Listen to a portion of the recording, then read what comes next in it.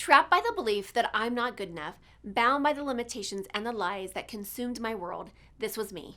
It wasn't until I took the biggest leap in my life to know and trust the power within. And it was at that moment I made a choice. My past will not define me anymore. Hello, I am Teri, and I know I am not alone in this. Over the years, I have found that the number one mistake that we make is that we get in the way of our own success story. Yes, I said it. On this show, together we'll tackle limiting beliefs, self-sabotage, getting stuck, fear, doubt, overwhelm, and the imposter syndrome. Join us on this journey designed to transport you beyond your limitations to a world where anything is possible. This is Talking with Teri. Hello, and welcome back to Talking with Teri, where we have powerful conversations to transform your life and your business. And I am pretty excited, but I am just secretly beyond blown away with the guest today. Okay, I'm just telling you, hold on to your seats because I have Sandy Forster with us today, and she is the one and only money manifesting mentor. So, Sandy, welcome to the show. Thank you so much for having me. I'm really excited to be here. Yes. Okay. So for folks that don't know you yet, and I would be shocked if they don't know you yet, but I want to hear about you, how you got to be where you're at today.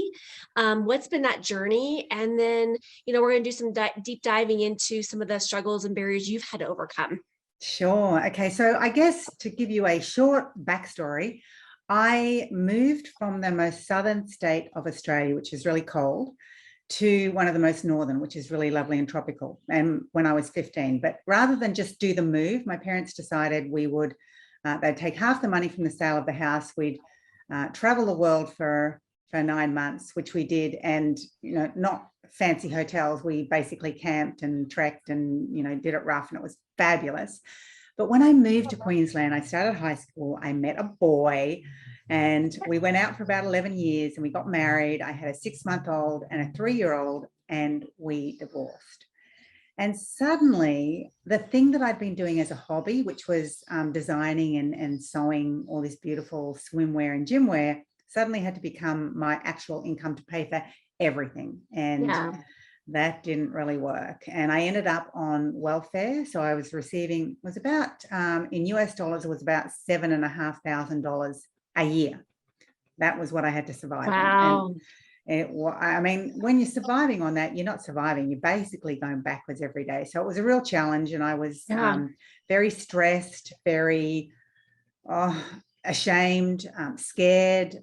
I just didn't know where my future was going to go. I had this $100,000 in debt, and I'm receiving $7,500 a year from the government. It was like, anyway, fast forward a few years, and I discovered something called the law of attraction. And I just fell in love with it, because suddenly I realized I didn't need to be this perfectly polished, organized, strategic thinker to create success. I could be me, the creative me, who, is doing one thing 1 minute, another thing another minute.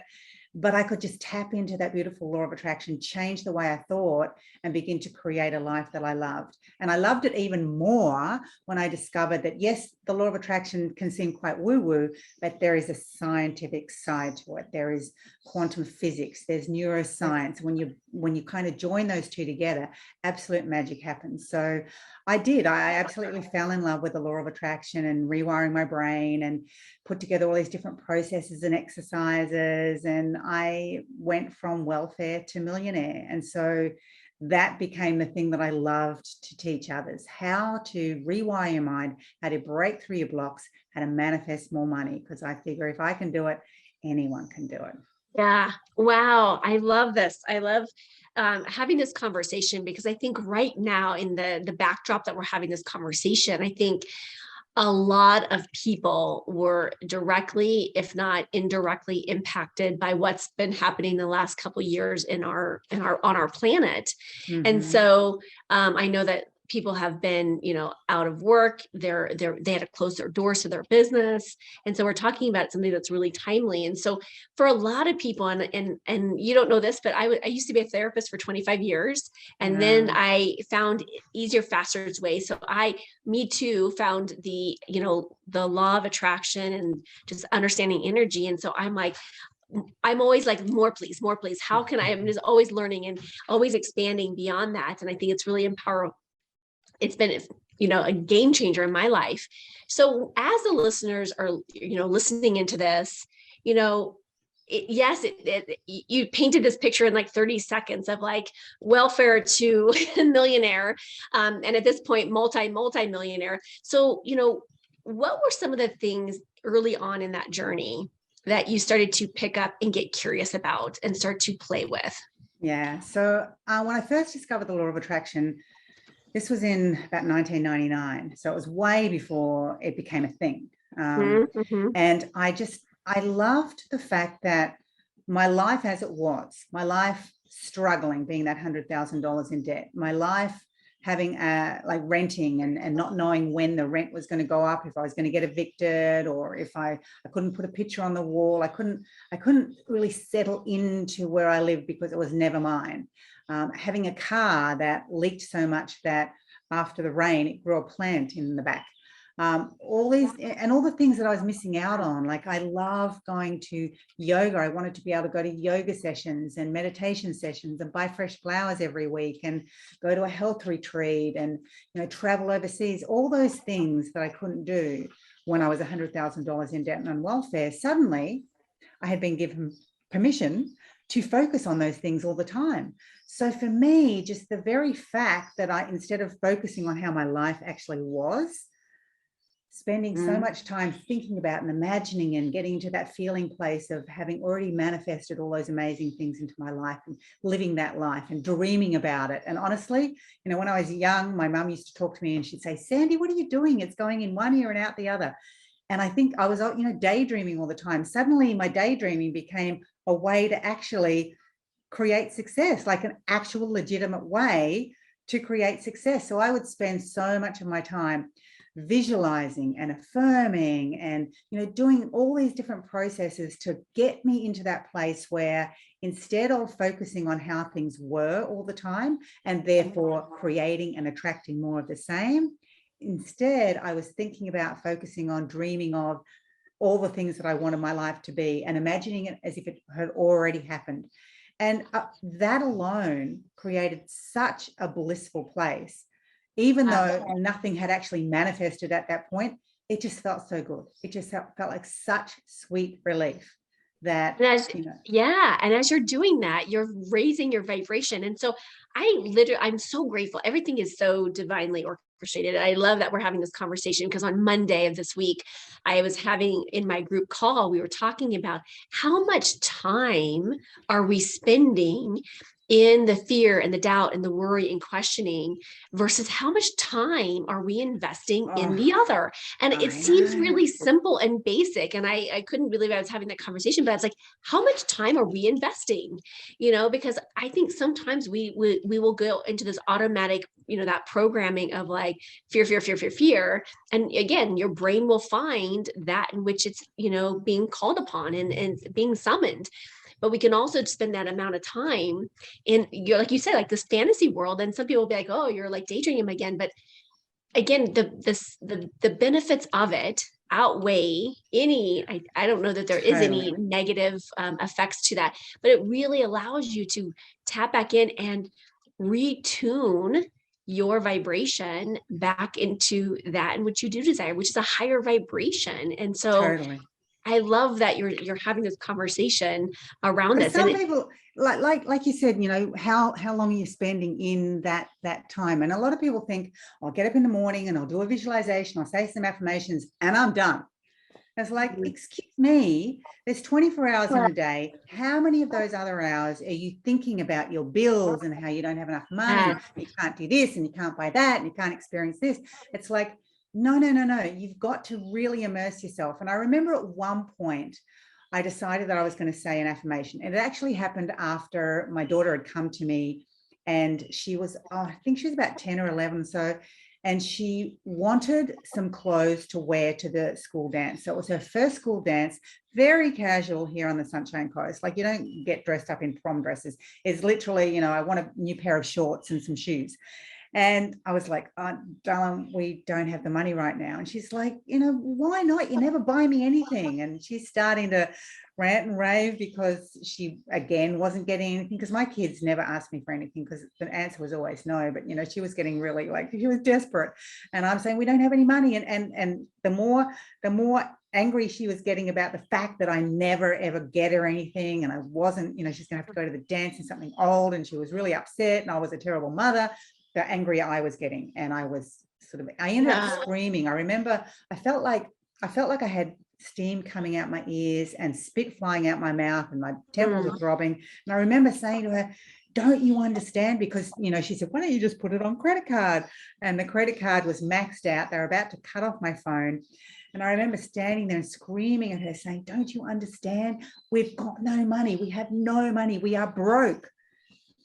And in that moment, she turned to me, and I thought she never listened to a single word I said, but she turned to me, a hand on her hip, like shake her head a little bit, and said, well, if that's how you feel whenever you talk about money, the universe is never going to make us rich. And in that moment, it was like a gut punch. It was like, oh my gosh. And I realized in that moment that, yes, I was putting my absolutely strongest emotions, which I call an order. So my strongest order out to the universe to have no money, because I'm focusing on no money. We're broke, don't have any money, all the bills. And so I thought, oh my God, I've got to change that. I have a poverty consciousness where my predominant mental attitude was on not having money. So yes, I was doing some affirmations, and yes, I was, creating a vision board, and yes, I was doing a few lovely things all the time. But my predominant mental attitude, where my vibration was most of the time, was in fear and scarcity and lack and having no money. So I created an affirmation. And when people say, well, how long should you focus on what it is that you want? For me, I literally said that affirmation whenever I wasn't doing anything I didn't have to think about. When I was hanging out the washing, when I was having my breakfast, when I was driving the kids to school, when I was, mowing the lawn, or when I was vacuuming the house, no matter what I was doing, if I didn't have to think about anything, I was saying my affirmation. And it ended up being, I started out at a really big, long one. And I teach this in my book, How to Go from Something That You Believe into something really short and succinct. And mine ended up, when I shortened it, to being, I'm now a debt-free millionaire. And I said that over and over again. And I knew I had my brain on the right track, and it was getting wide when I would, and if I woke up in the middle of the night and I was saying that, it was, and literally, it did, it rewired my mind. It allowed me to shift my vibration, and suddenly, opportunities and circumstances and people and things that I would never have seen or experienced otherwise came into my experience. And I was able to go from welfare to millionaire. So it was really, really, people need to think about, as you said, think about how much time they're spending on getting their mind. And I always say to my students, it's not just your mind. I think things like movies like, say, The Secret, or the book The Secret, or other things out there, they're very much just the mind. But I tell my students, you have to align body, mind, and spirit. So it has to be your thoughts, your feelings, and your actions. Because you can sit around and think about what it is you want, and it's not going to drop into your lap. You can think about it and feel it, and it starts to be created in the quantum field, but until you take action, it's not going to appear. So you've got to align body, mind, and spirit. You've got to align your thoughts and your feelings and your actions, and then the magic can really happen. I cannot echo that enough. And I think what you just said earlier about you staying in the conscious thought. So every thought you were thinking, you were being consciously drawn into resetting the default and reprogramming. You really essentially reprogrammed your default mode. And it took some time, but how long did it take you to program? It was probably decades of programming into scarcity and poverty mindset. And I think what you're talking about, I love this because, when we're talking about poverty mindset, and it is an unconscious program that is playing out in the mind, and we start looking for the evidence to support this and be like, yeah, see, I'm waking up and this is what's happening. But when you start, the brilliance of the brain is when you start to focus on the things you do desire, the brain goes, oh, Sandy, you want that too? Okay. And now I'm going to support your brain in finding more of the evidence to support that story, Exactly. So we do have some we get choice to in wire here. it. Yeah, Yes. we're the ones that get to choose what we feed into our subconscious mind through the reticular activating system, this little place at the base of your skull. And it's like a gateway, and it filters out everything that's not really important. Because literally, if we had to open our eyes and look at what's around us, our brains would like self-implode. It would just be too much to take every single little thing in. So your brain says what's important, and the things that you talk about, think about, focus on, read about, watch, that you're telling your brain these things are important to me. So when you're talking crap and talking about how you got no money and focusing on all the troubles in the world, and when you're putting your energy there, your subconscious goes, aha, these are the very important things to Sandy. I'm going to bring more of that into her experience and filter out everything else out. But when you switch that, and like I did, I'm now a debt-free millionaire, and I did all these different other processes and exercises to keep my brain focused on that. Then my brain was able to say, so having abundance and prosperity and success and travel and having this amazing life and a beautiful home, these are the things that are important to Sandy. Let's filter out all the other stuff and bring her the experiences, the people, the connections, the opportunities to create that. So we get to choose in every moment, and it's how we focus, how we think, how we feel as to what we then create in our life. Yeah. And it really is a choice, and it really is. And I think sometimes these principles are very simple, but I think they were designed that way by design. I mean, intentionally, right? So they're very simple. And I think sometimes as these adult brains, we want to overthink it or overcomplicate it. Like it really is as simple as you are. And it takes practice. It is practice, as you said, it takes that daily action on shifting and transforming. I remember I used to be addicted to the struggle. Like that was my story. I grew up with kind of a struggle mentality. I embraced the struggle mentality. I loved on it. I was one with it, Yeah. And then all of a sudden I started shifting it to the easy world, right? And so this has become my story where it's like, oh, everything's so easy. And I'm like, and so people like literally, I just left a meeting earlier today, and she's like, yeah, I'm trying to find more speaking engagements, but it's so hard. And I go, that's because it is hard for you, right? But I said, what if you shifted that and said it's so easy? And it is easy. Like like it's really easy for me to get out there, and it's really easy for me to ask, and it's just been really easy. So I'm like, oh, that's not my story. My story is that it's really easy, and I'm inviting that easiness into my conscious, vibrational being, very powerful. Absolutely. You've just got the choice in every moment as to what you're going to think, what you're going to feel, and the actions you're going to take. And that creates your future, that creates your destiny, but you're the one that gets to choose. And that's scary, and it's exciting. Like it's scary because, oh my gosh, everything I've created to this point, I did this. And it's like, okay, so now I have to be the one that changes this. And I think for a lot of people, they want to change, they want change, but it's exactly the same as everyone knows exactly what they need to do to have the ideal weight for them. Eat less, move more, drink lots of water. And yet, does everyone do it? No. And it's the same with manifesting money. It can be very simple, like that it can seem too simplistic. Like I just have to think and feel and act the way I want things to be, and it will happen. Yes, but people don't do it. They get sucked into the day-to-day reality or their reality of life, and they get thrown off course, and this happens and that happens. But the thing is, it happens to everyone. It's not like, oh, Sandy's able to create her $1 million because her life was easy. It's like, excuse me, no, not at all. But I made the conscious choice to focus my energy and my thoughts on what it was that I wanted to create. And so that has step by step allowed me to create the most amazing life. And, you can do it too. Anyone who's listening can do it too. Love it. I love it.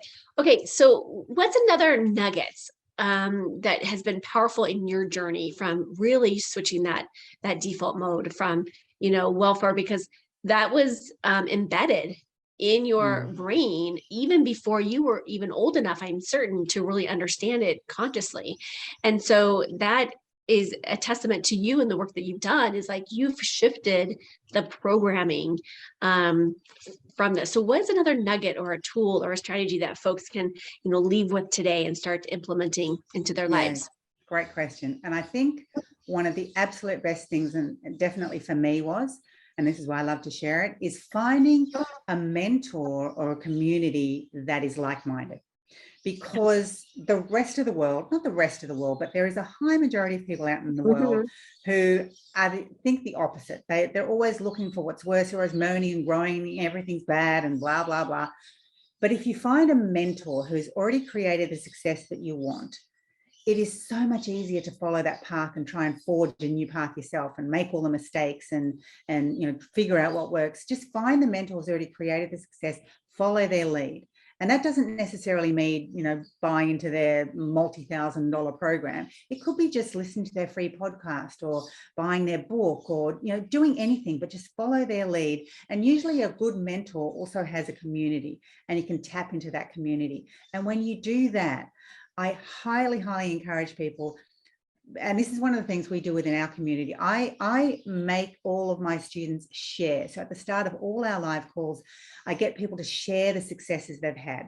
And I teach everyone, my students and anyone who's listening, everyone who's listening now, when you hear of someone else's success, when they share something that is great, do not ever come to it from a place of, oh, they're so lucky. Oh, I wish that was me.